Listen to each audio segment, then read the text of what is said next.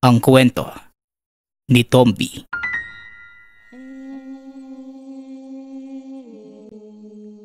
Ang kwentong ito ay hango sa totoong buhay. Mula ito sa isa nating tagapakinig. Naitago na lang natin sa pangalang Oliver.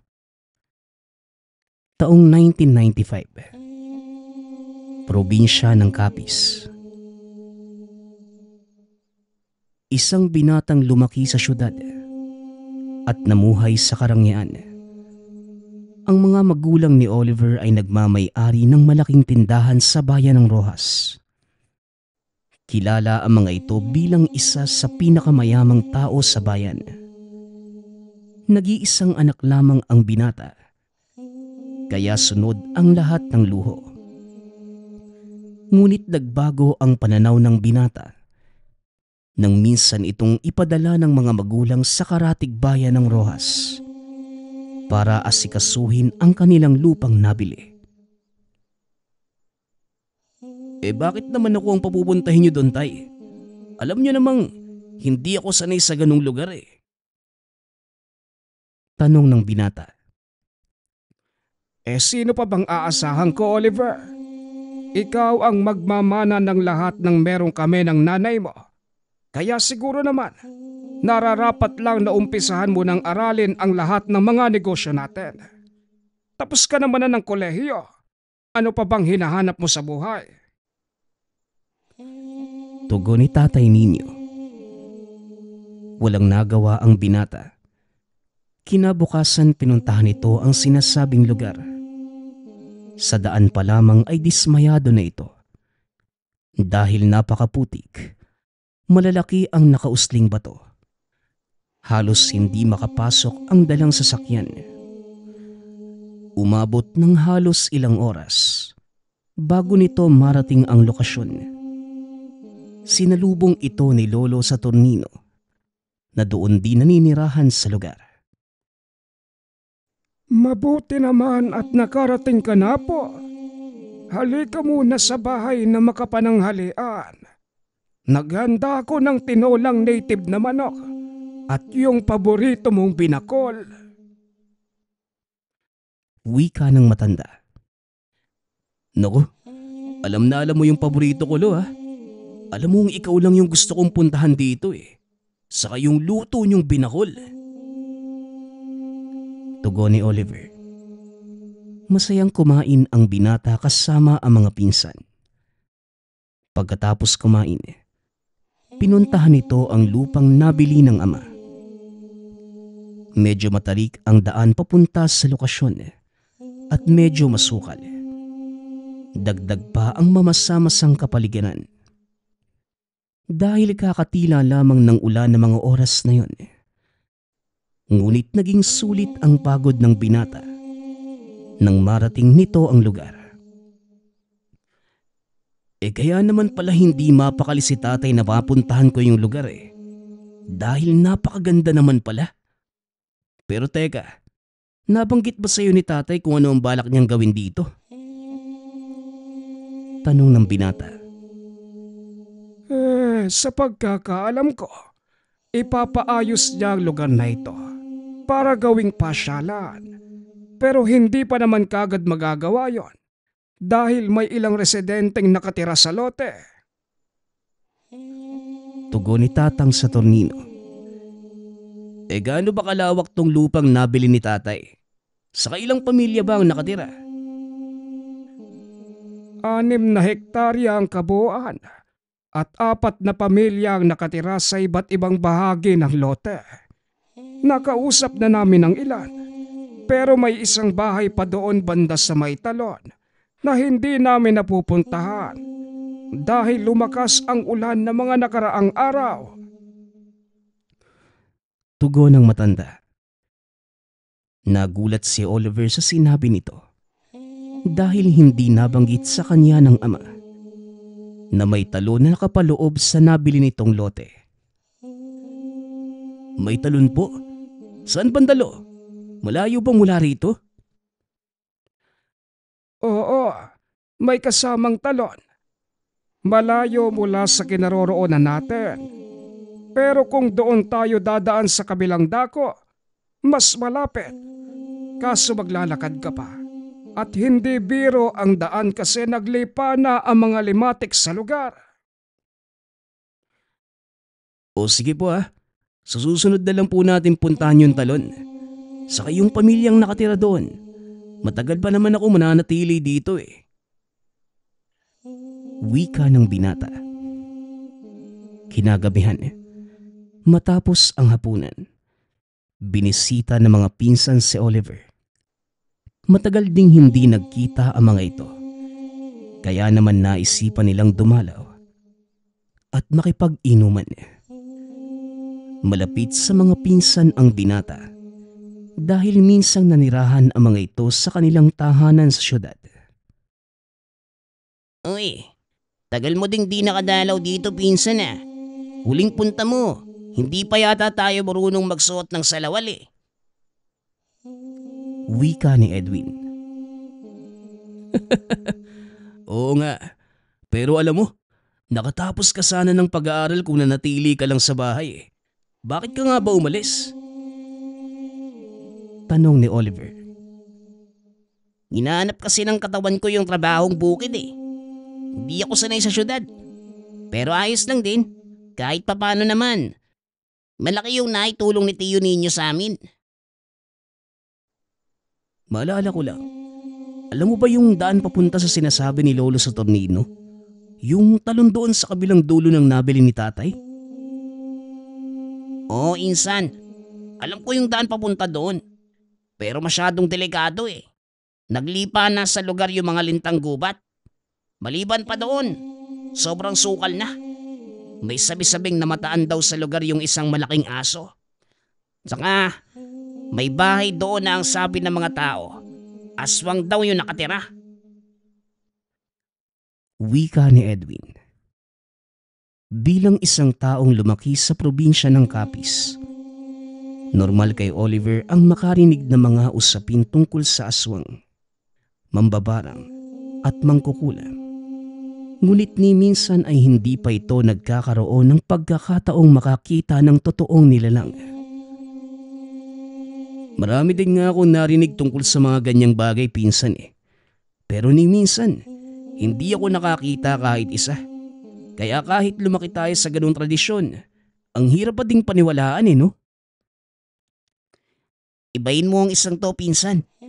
Marami yung nakapunta na sa lugar na yon at nagsabing aswang nga yung matandang nakatira doon. Tanungin mo na lang si Lolo kung ayaw mong maniwala. Wika ni Edwin. Habang nag-uusap ang magpinsan, lumapit si Tatang sa Tornino. Parang narinig ko yata ang pangalan ko ah. O bakit? Anong meron? Eh kasi may sinasabi tong si Edwin tungkol doon sa bahay na malapit sa talon. Eh gaano po ba katotoong aswang yung nakatira doon? Totoo ang sinasabi ni Edwin. Dahil maging ako, kamunti ka nang mabiktima ng mga nilalang na nakatira sa lugar na yon. Alam kong alaga sila na matandang yon. Kaya kung pupunta ka sa lugar, wag na wag kang magpapaabot ng dilim, Oliver. Mapanganib na ang lugar na yon sa oras na lumubog ang araw. Wala pa naman po akong balak na pumunta sa lugar na yun. Siguro sa mga susunod na araw pa. Wika ni Oliver. At dahil medyo naparami na rin ang nainom, nagpa siya ng magpahinga ang magpipinsan. Kinabukasan, maagang bumalik si Edwin upang ayain si Oliver na mangisda. Uy pinsan, pupunta kami sa sapa ng mga kaibigan ko. Balak naming manghuli ng isda eh. Gusto mo bang sumama? Wala ka namang gagawin dito eh. Tanong ni Edwin. Biglang sumingit sa usapan si Tatang sa Tornino. Manghuhuli ng isda ba ka mo? Eh baka kung saan kalokohan mo na naman dalhin yung pinsan mo, Edwin ha? Magtegil ka at nananahimik yang si Oliver dito sa bahay. Si Lolo talaga. Sa kabilang sapa nga po kami pupunta. Sa matagal na po ako nagbagong buhay, Lolo. Ano, Oliver? Sasama ka ba? O sige, wala naman akong gagawin dito eh. Lo, sasama po ako sa kanila ha. O sige, basta mag-iingat kayo. Hoy Edwin, ikaw nang bahala sa pinsan mo ha. Kapag may nangyari dyan, humanda ka talaga sa akin. Opo, Lolo. Ako na pong bahala. Sige po, Lo ah. Tutuloy na po kami. Habang naglalakad, walang tigil sa kakakwento si Edwin. Napapangiti naman si Oliver dahil wala pa din itong pinagbago. Wala ka pa ding pinagkaiba, no? Mahilig ka pa ding magkwento. Teka, parang ang layo na natin ah. Malapit na ba tayo? Tanong ng binata. Oo, malapit na tayo. Ayun na nga sinais ko. Kanina pa pala sila nakarating. Tugon ni Edwin. Dahil hindi naman alam ni Oliver ang gagawin, pinili na lamang nitong mag-antay sa gilid ng sapa habang nangunguriente ng isda ang pinsan at mga kaibigan nito. Sa kalagitnaan ng panghuhuli ng isda, napansin ni Oliver ang isang matandang namumulot ng suso sa gilid ng palayan. Malapit lamang ito sa kanya, kaya nadidinig niyang nagsasalitang mag-isa ang matanda. Ay nako, napakadami nyo na naman dito sa palayan. Uubusin nyo na naman ang mga tanim kong palay. Lumipat nga kayo sa sapa. Wika ng matanda, sabay hagis ng mga napulot na suso. Aksidenteng natamaan si Oliver. Napaaray ang binata dahilan para mapatayo sina Edwin. Bakit pinsan? Anong nangyari? Habang papalapit kay Oliver, nakita nitong puro putik ang damit ng pinsan dahil sa mga susong inihagis na matanda. Wala to pinsan. Sige na, magpatuloy na kayo sa panghuhuli nang makarami tayo. Saan galing yung putik sa damit mo? Muling tanong ng binata, sabay lingon sa matandang papalapit sa kanila. Kagad naman itong kinumpronta ni Edwin, ngunit inawat ito ni Oliver. Sandali lang, hindi naman sinasadya ng tao, Edwin, kaya hayaan mo na. Pasensya ka na. Hindi ko kasi alam na nandiyan ka. Nasaktan ka ba, iho? Tanong na matanda. Nako, hindi naman po manong. Ayos lang po ko. Tugon ng binata. Nakahinga ng maluwagang matanda. Dahil ang buong akala nito, nasugatan si Oliver dahil sa mga ibinatong suso. Matapos ang pag-uusap, kagad nang bumalik sa pagtatrabaho ang matanda. Umusad na din sila Oliver papunta sa dulo ng sapa. Ilang sandali pa, nag-aya na si Edwin na umuwi dahil mababa na ang karga ng kanilang baterya. Tara, uwi na tayo. Medyo mahina na yung baterya natin eh. At isa pa, marami na din naman tayo nahuli. Nasaan na pala yung matanda? Bakit hindi natin bigyan ng ilang perasong isda? Wika ni Edwin. Nilingon ni Oliver ang matanda, ngunit wala na ito. Mukhang umuwi na din yata si Tatang eh. Hayaan mo na. Tara na at mukhang uulan na naman. Tugon ni Oliver. Pagkarating sa tahanan, kagad inasikaso ni Edwin ang isda. Samantalang si Oliver naman ay kinausap ni Tatang sa tornino.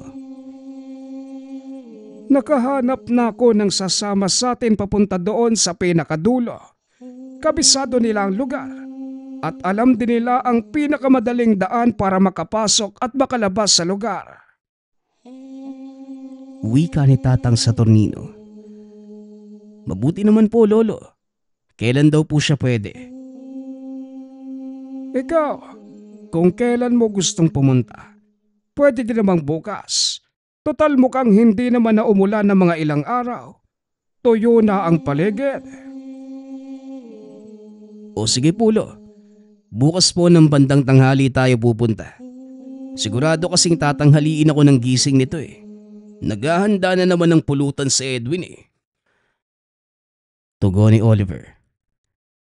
Kagad namang nag-utos si Tatang Saturnino na pasabihan ang kausap nitong tao tungkol sa sinabing lakad nila Oliver. Hindi nga nagkamali ang binata. Kinabukasan, tanghali na itong nagising at medyo naparami ang inom.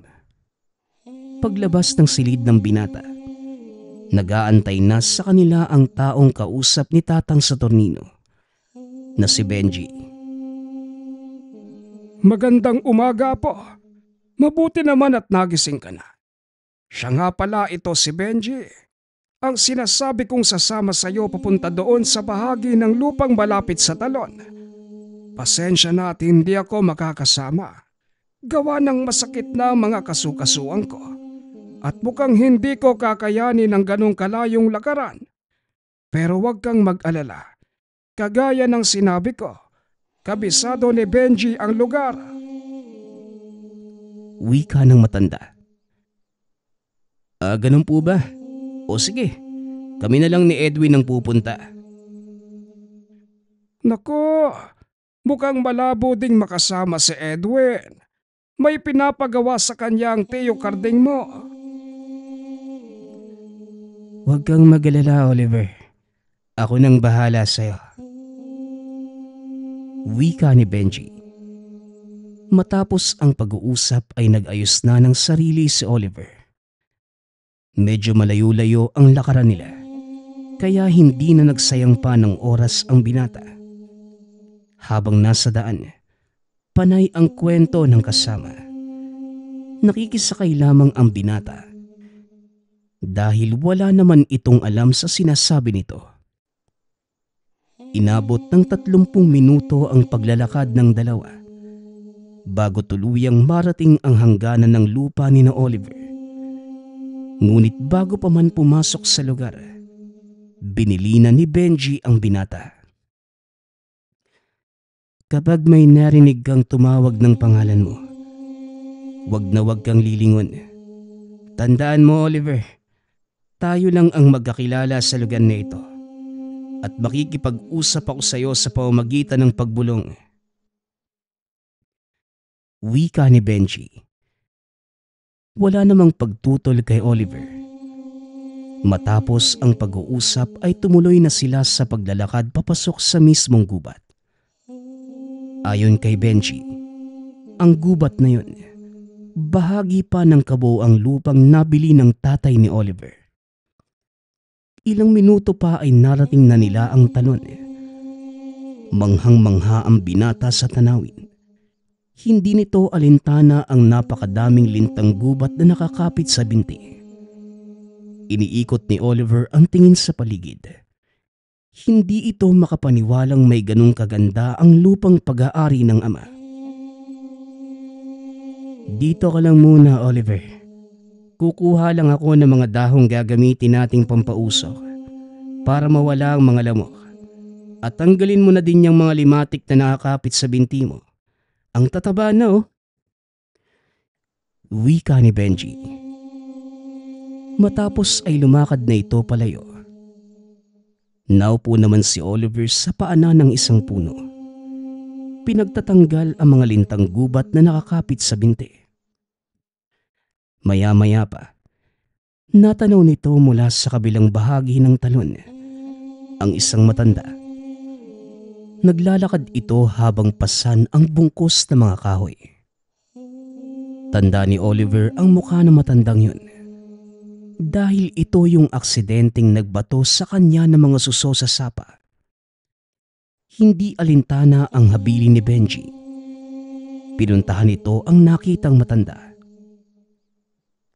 Tatang, magandang hapon po. Ano pong ginagawa niyo dito? Tanong ng binata. Inilapag naman ng matanda ang pasan nitong kahoy. Nagulat nang makita si Oliver. Mukhang ako ang dapat magtanong sa'yo ng ganyan. Delikado ang bahaging ito ng kagubatan. Lalo pat tanghaling tapat. Sino ang kasama mo? Benji po yung pangalan niya eh. Hindi ko naman po siya gaanong kakilala. Pero maiba po ako, Manong. Ano po bang ibig niyong sabihin? Delikado sa lugar na ito. Dahil walang pinipiling oras ang mga elemento para sumalakay. Hindi na gaanong naaabot na mga tao ang bahaging ito ng bayan. Kaya madalang din ang mga bumibisita. Hindi sanay ang mga nilalang na nakatira dito sa presensya ng mga tao. Nilalang? Ano pong klaseng mga nilalang? Tanong ng binata. Biglang natigilan sa pagsasalita si Oliver nang sumenyas ang matandang tumahimik. Hinawakan nito ang kamay ni Oliver. Dali-daling naglakad palayo. Taranta ang matanda na mga sandaling yun, kaya hindi na nagawang magtanong ng binata. Basta na lamang itong sumunod sa matanda. Makalipas ang ilang minuto, puminto ang mga ito sa isang maliit na kubo. Dito ako nakatira. Pagpasensyahan mo na at nagkalat ang mga tuyong kahoy sa paligid. Nangyari kasi, nagsisibak ako ng mga panggatong na ipinagbibili ko sa bayan. Ayos lang po. Pero ano pong nangyayari? Bakit po ninyo ako sinama sa tahanan nyo? Ligtas ka sa lugar na ito. At yung kasama mo, malamang nasa panganib na ang buhay niya. Hindi ko nga alam kung bakit ka nagtiwala sa taong yon. Ano ho? Kilala nyo si Benji, Manong? Tanong ni Oliver. Inaya ito na matandang pumasok sa tahanan. Dahil mabait naman ito sa kanya, hindi nagdalawang isip na tumuloy ang binata. Wala namang kakaiba sa matanda. Simpleng kubo lamang ang tahanan nito at mga lumang kagamitan sa pagluluto lamang ang nakitang gamit ni Oliver. Magpahinga ka muna, iho. At maya-maya ihahatid na kita sa labas ng gubat. Tayin lang natin makalampas ang mga kaibigan kong nagdaraan. Wika ng matanda. Napakunot ang noo ni Oliver dahil sa kakaibang ikinikilos nito. Mga kaibigan yung nagdaraan. Ano pong ibig niyong sabihin doon? May ibang tao bang nagpupunta dito? Hindi tao ang tinutukoy ko, kundi sila. Tugon ng matanda, sabay turo sa labas ng bintana. Nanlaki ang mga mata ni Oliver nang makita ang naggagandahang mga usa. Hindi makapaniwala ang binatang may ganoon palang hayop sa lugar. Sa isip-isip ng binata, ito marahil ang isa sa mga dahilan ng ama kung bakit nito binili ang isang lupang nababalot na makapal na kagubatan. Hindi namamalayan ni Oliver na unti-unti na siyang lumalabas ng bahay at naglalakad papunta sa kinaroroonan ng mga usa. Laking gulat nito nang bigla siyang hilahin ng matanda. Ano ka ba namang bata ka? Hindi naman mga usa ang tinutukoy ko, kundi ang mga yon. Wika ng matanda. Sabay turo sa mga nilalang na naglalakad sa gawing dulo. Biglang tumayo ang balahibo ni Oliver. Nang masilayan ang mga nilalang, ang ilan sa mga ito ay malalaking aso. Samantalang yung ilan naman, tila mga taong puno ng balahibo ang katawan. Muling hinila ng matanda papasok ng tahanan ang binata. Ngunit huli na ang lahat. Dahil namataan sila ng isa sa mga nilalang, umangil ito ng malakas at dali-daling tumakbo papunta sa kinatatayuan ni Oliver. Sa kabilang banda naman, halos mabaliw si Benji sa kakahanap sa binata ng mga sandaling yun. Inabot na ng hapon, ngunit hindi pa niya ito natatagpuan. Dahil sa takot, nagpa siya itong umuwi at ipaalam kay Tandang Saturnino ang nangyari. Paalis na sana ito nang biglang makarinig ng malakas na angil. Kasunod nito ang sigaw ni Oliver. Biglang kinabahan si Benji. Dali-dali itong tumakbo palabas ng gubat. Samantalang si Oliver naman, tulala pa din sa mga nilalang na pasugod sa kanila. Hindi ito makaalis sa kinatatayuan dahil sa sobrang takot. Palapit na ang nilalang sa kanyang kinatatayuan at halos ilang talampakan na lamang ay maaabot na siya nito. Napapikit na lamang si Oliver. Inantay na may kumalmot o hindi naman kaya ay may kumagat sa kanya. Ngunit ilang segundo na ang nakalipas. Walang nangyari. Bigla ding tumahimik ang paligid. Kaya marahan itong binuksan ng mga mata. Laking gulat ng binata. Nakita nitong nakatayo sa harapan niya ang matanda, habang nakalapat ang palad sa noo ng nilalang. Napaatras ang binata. Dahan-dahang naglakad papunta sa kubo ng matanda. Pinagmamasdan nito ang nilalang na nooy unti-unti ring tumayo at naglakad palayo sa lugar. Maya-maya pa, bumalik na ang matanda sa loob ng kubo. Nakangiti pa itong umupo sa harapan ni Oliver. Nasaktan ka ba, iho? Pasensya ka na at kamuntikan kang sakmali ng mga kaibigan kong nagbabantay sa lugar na ito. Siya nga pala, Matias ang pangalan ko. Maaari mo kong tawaging Tandang Matias.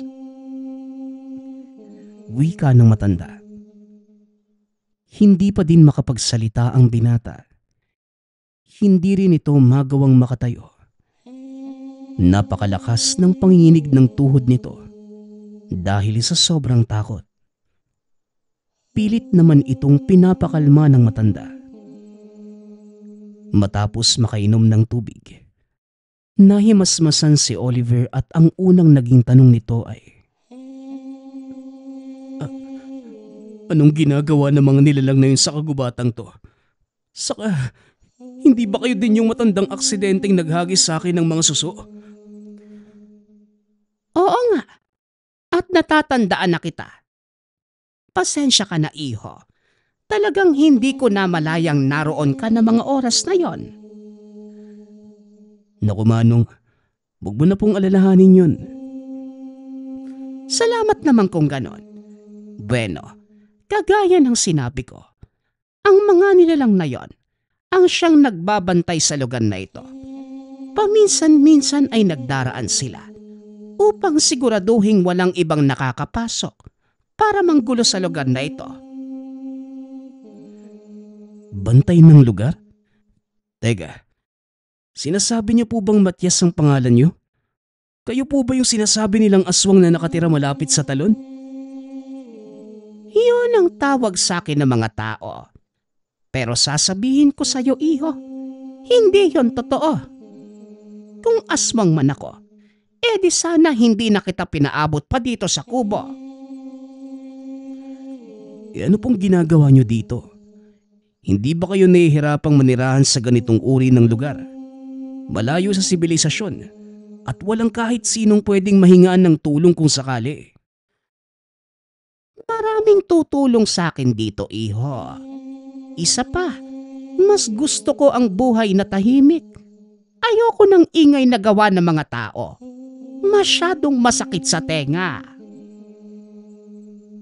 Pag-uusap ng dalawa. Sa hindi malamang kadahilanan, tila sang-ayon si Oliver sa sinasabi nito. Masyado nang magulo ang kapatagan at puro dumi na rin ang paligid. Masyadong naaliw si Oliver sa pakikipag-usap sa matanda at hindi na namalayang madilim na. Bigla itong nataranta, akmang lalabas na ng kubo, nang biglang pigilan ni Tandang Matias. Sandali lang, iho. Hindi ka na maaaring lumabas ng kubo sa ganitong oras.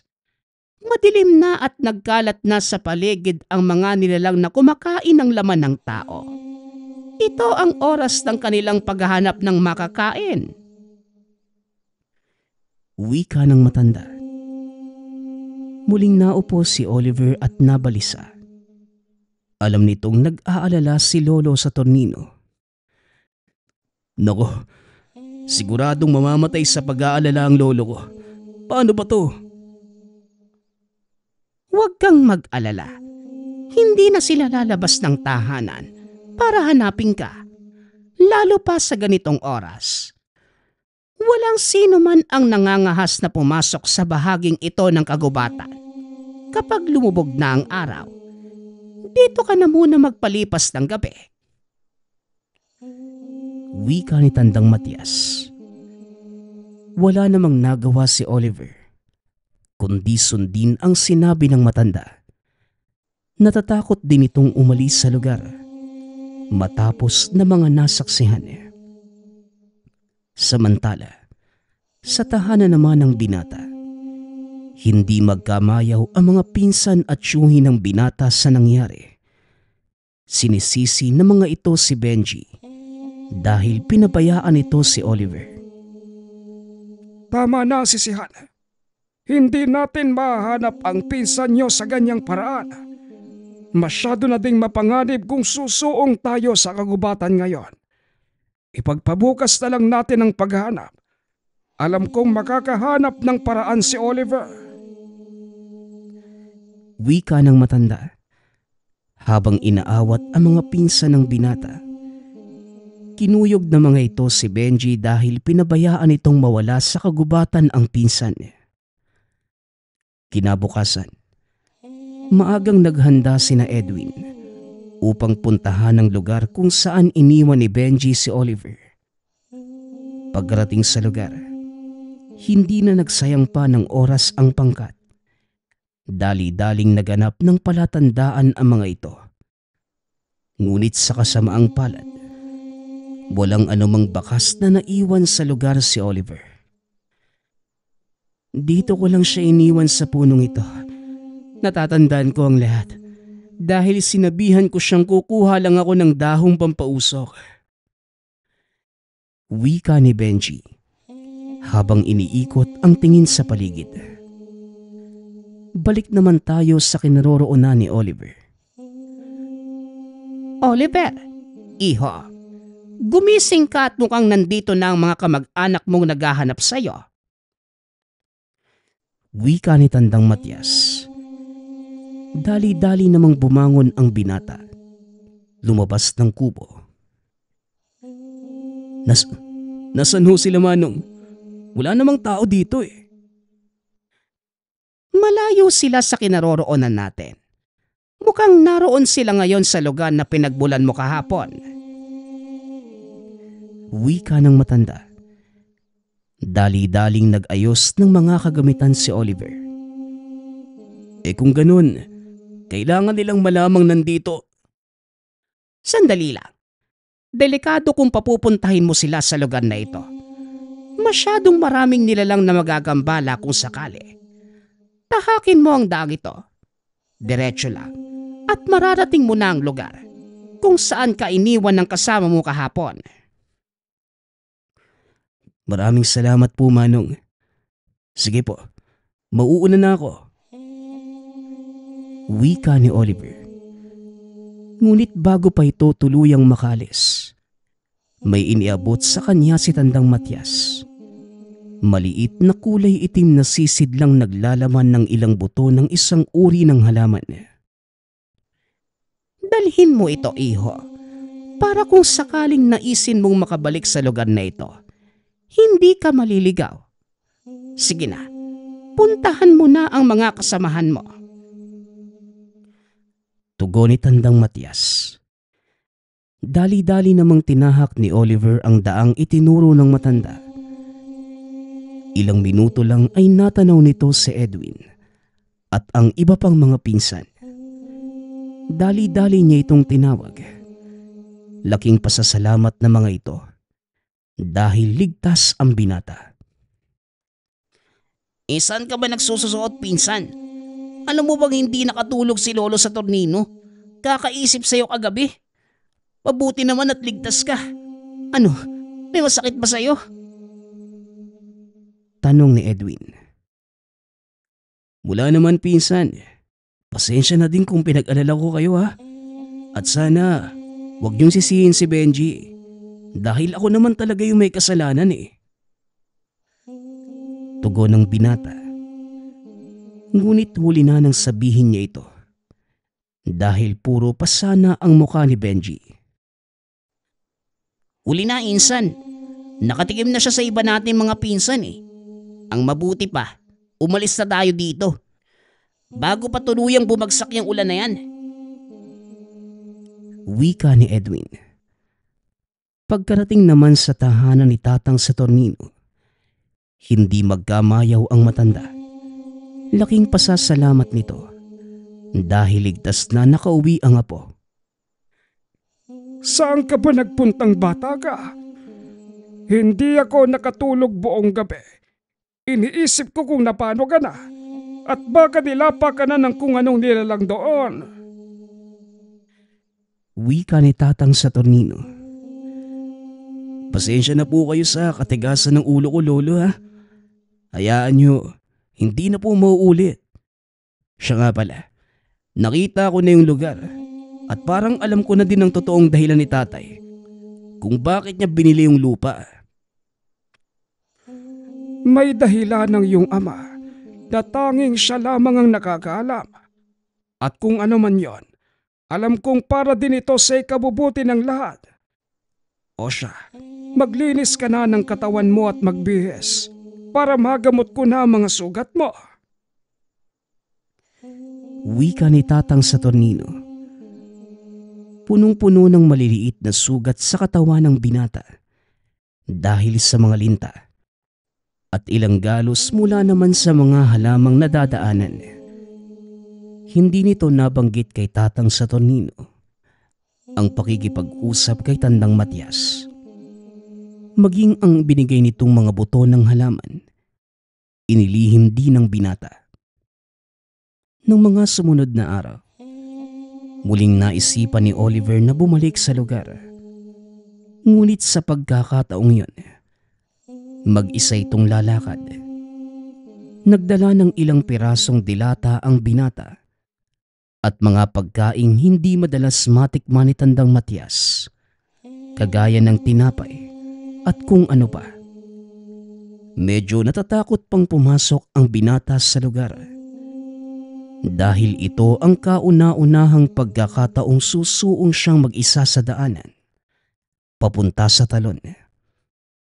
Ngunit laking gulat ng binata dahil wala namang nilalang na nagpakita sa kanya hanggang sa marating nito ang tahanan ni Tandang Matias. Nakabukas lamang ang pinto. Naupo sa atangan si Oliver at ilang sandali pa dumating si Tandang Matias na may hila-hilang maliit na biik ng baboy ramo. Aba, tignan mo nga naman. Mag-isa ka nang pumunta sa lugar na ito. Ano? Kumusta ka naman? Mabuti naman po ako, Manong. Kayo po. Saka para saan yung biik na yan? Ito ba? Kinuha ko doon sa patibong na ginawa ng mga mangangaso.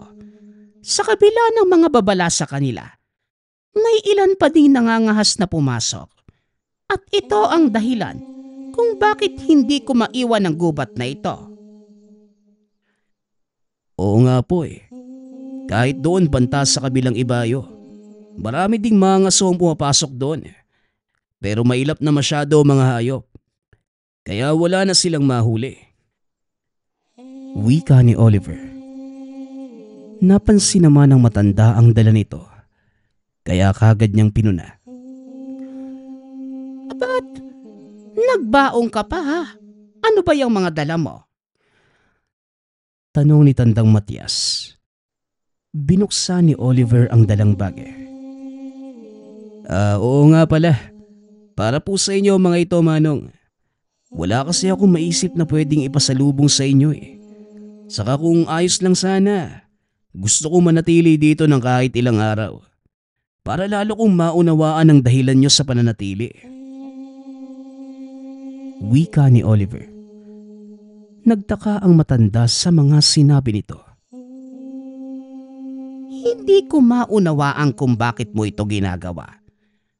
Base sa obserbasyon ko sa'yo, lumaki ka sa marangyang pamumuhay at nasanay sa syudad. Kaya ang ipinagtataka ko, ano ang ginagawa ng isang kagaya mo sa kabundukan? Tanong ni Tandang Matias. Ang totoo, Manong, hindi ko din lubusang maintindihan ang sarili ko eh. Binili kasi ng tatay ko ang lupaing to. Nasakop ang inyong tinitirhan, maging yung talon, sa gawing babae kasama sa kabuuang sukat. Nagpunta po ako dito para tignan lang yung lugar. Pero may kung anong pwersang humahatak sa akin eh. Kaya heto ako ngayon sa harapan niyo. Pagpapaliwanag ng binata. Napangiti lamang si Tandang Matias sa sinabi nito. Alam mo iho, marami na ang nagtangkang bilhin ng lugar na ito. At sasabihin ko sa iyo ang totoo. Madalas sa mga yon ay hindi natutuloy. Dahil na din sa mga nangyayari. Kilala ko ang tatay mo. Mabait na tao si ninyo. Wika ni Tandang Matias. Bagay na hindi nabanggit sa kanya ng ama bago ito umalis.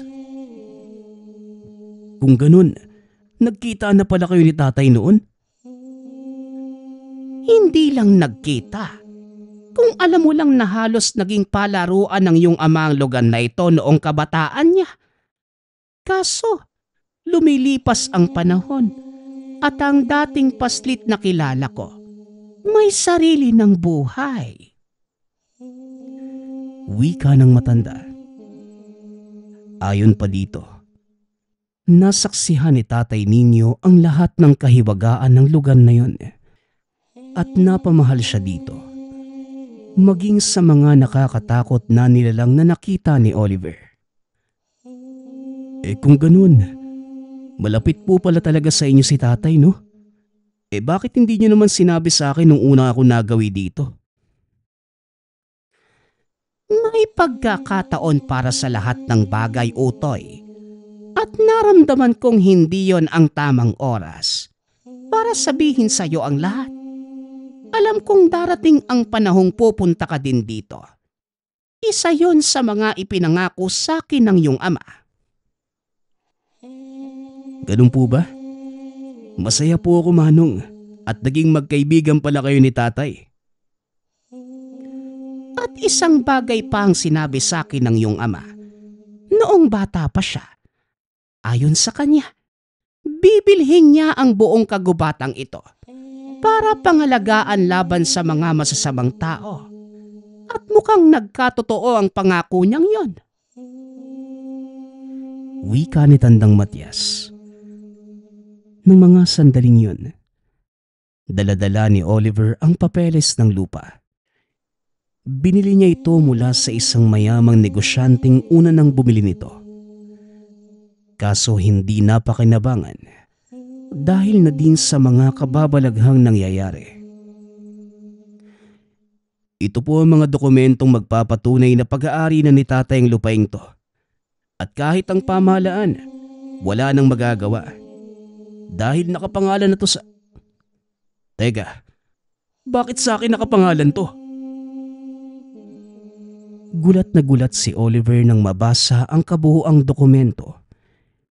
Hindi nito inaasahang nakapangalan sa kanya ang lupaing binili ng ama. Bukod pa sa dokumento, May sulat na nakasiksik sa mismong loob ng sobre. Ito ang nilalaman ng sulat. Oliver, matanda na ako at maaaring hindi na magtagal sa mundong ito. Pasensya ka na kung napagdiskitahan kong gawin ang bagay na ito. Pero sana, unawain mong ito ang pangarap ko simula nang magkaisip ako. Ang lupaing nakasaad sa dokumento, ipinangalan ko sa iyo dahil nais kong ikaw ang magtuloy ng pangarap ko na yon. Inubos ko ang lahat ng naipon ko sa ilang taong pagtatrabaho para lamang mabayaran ang lupaing ito. At ngayon, ito na lamang ang nalalabay nating kayamanan. Alam kong hindi ka lumaki sa material na bagay. Alam ko ding walang halaga sa iyo ang yaman. Ang mali ko lang, hindi kita namulat sa buhay na nakagisnan ko. Kaya sana anak, hindi ka nahihirapan. Pero kahit ganon, alam kong mahanap mo sa sarili mo ang dahilan kung bakit ko ito ginawa. At kung hindi mo mahanap ang kasagutan, tumingin ka lamang sa kapaligiran. Nagmamahal, Tatay. Hindi na malaya ni Oliver na tumutulo na pala ang luha nito. Matapos basahin ang sulat, tinignan nito si Tandang Matias. Tatang, simula ngayon, wala nang ibang makakapasok o makakagalaw ng kahit ano sa lupaing to. Pinaghirapan to ng tatay ko at hindi ko hahayaang mauwi sa wala ang pagsasakripisyo niya. Wika ng binata. Napangiti naman si Tandang Matias. Inaya itong lumabas ng kubo. Napaatras ang binata nang makitang nagtipon ang iba't ibang nilalang sa labas ng bahay. Teka Manong, anong ginagawa nila dito? Tanong ng binata.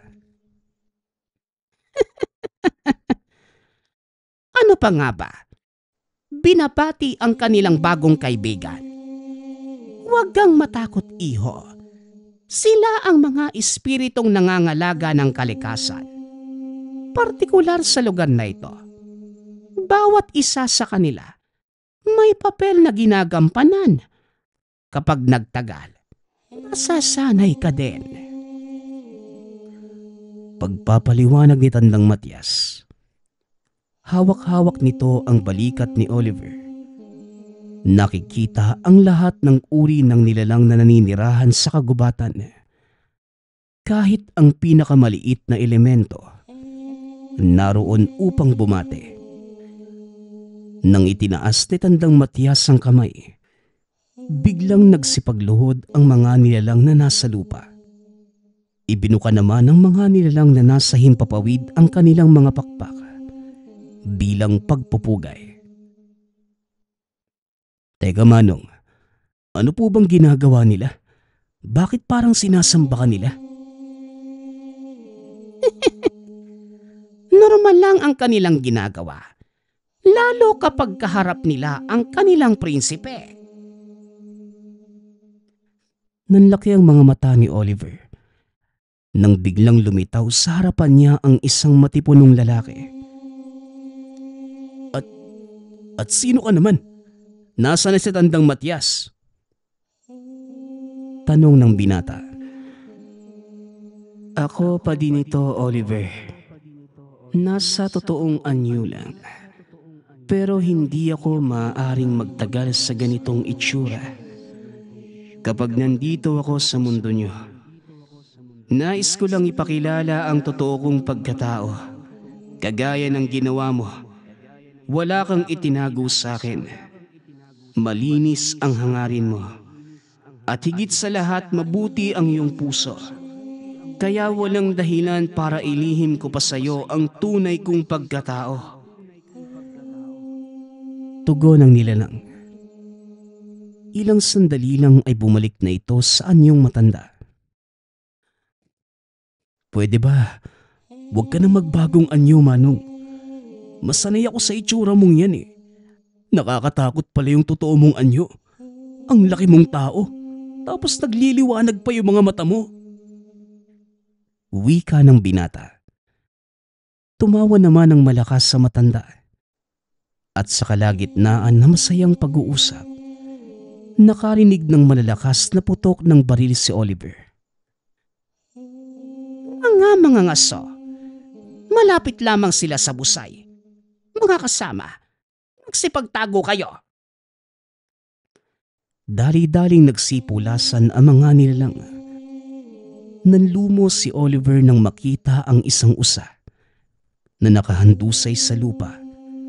Akmang lalapitan na sana niya ito. Ngunit pinigilan siya ng matanda. Huwag kang lalapit sa kanya, Oliver. May mga taong nasa paligid at paniguradong ang usang yan ang punteriya nila. Wika ng matanda.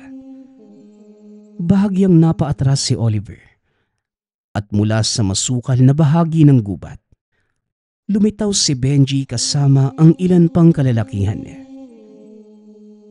Hindi nga ako namamalikmata nang makita kitang papunta dito, Oliver. Alam mo bang malaki ang kasalanan mo sa akin?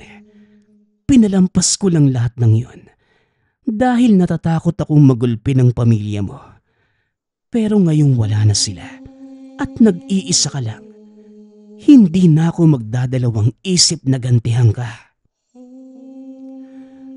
Bakit mo ginagawa to, Benji? Wala namang kinalaman ng mga hayop na yan sa galit mo sa akin, ah.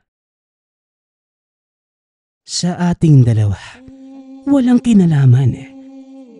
Pero para sa mga ngasong to, lahat ng hayop na makukuha nila, lahat mahalaga. Mukhang nagkamali kayo ng pinasok na teritoryo. Wika ng matanda. Bagay na ikinagulat naman ni Benji. At dahil matunog sa kabayan ng aswang si Tandang Matias, inutusan nito ang mga kasamahang patayin ng matanda. At mukhang siniswerte ako ngayon, ah. Makakaganti na ako sa'yo at mapapatay ko pa ang taong binansagan nilang aswang. Siguradong kikilalanin ako sa bayan. Muling wika ni Benji. Tinutukan ng mga kalalakihan ng barilang matanda. Akmang magpapaputok na nang biglang humarang si Oliver. Nakalabit ng isa sa mga kalalakihan ang gatilyo. Dahilan para tamaan ang binata sa dibdib. Bumagsak si Oliver sa lupa at ang huling bagay na natatandaan nito bago tuluyang nawala ng ulirat ay nang itinaas si Tandang Matias ang kanyang kamay. Kinuyog ng napakadaming mabangis na nilalang ang mga mangangaso. Unti-unting nagdilim ang paningin ng binata. Lumalamig ang pakiramdam. Sa isip-isip ni Oliver, ito na ang katapusan. Ngunit nagising itong nakahiga sa mahabang higaan. Puro puti ang paligid. May ilang aparatos na nakakabit sa kanyang katawan. Mabuti naman at nagising ka na, Apo. Natagpuan ka naming walang malay sa tabi ng daan. May dugo ka sa dibdib. Ang buong akala nga namin patay ka na. Wika ni Tatang Saturnino.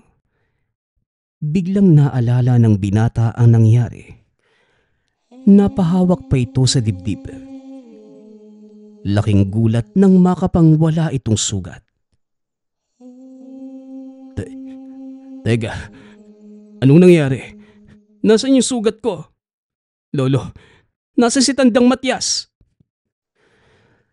Sunod-sunod na tanong ng binata. Sinong Tandang Matias? Mukhang hindi pa nawawala ang epekto ng gamot sa katawan mo, iho. Magpahinga ka muna at tatawagin ko ang doktor. Siya nga pala, maya-maya lang nandyan na ang nanay at tatay mo. Wika ng matanda. Sobrang gulo ng isipan ni Oliver na mga sandaling yun. dahil malinaw sa kanya ang mga pangyayari. Ngunit hindi niya malaman kung paanong nawala ang sugat nito sa dibdib. Ilang sandali pa, dumating na ang doktor. Ipinaliwanag nito ang nangyari. 3 araw na itong walang malay. Masyado nang mahina ang tibok ng puso.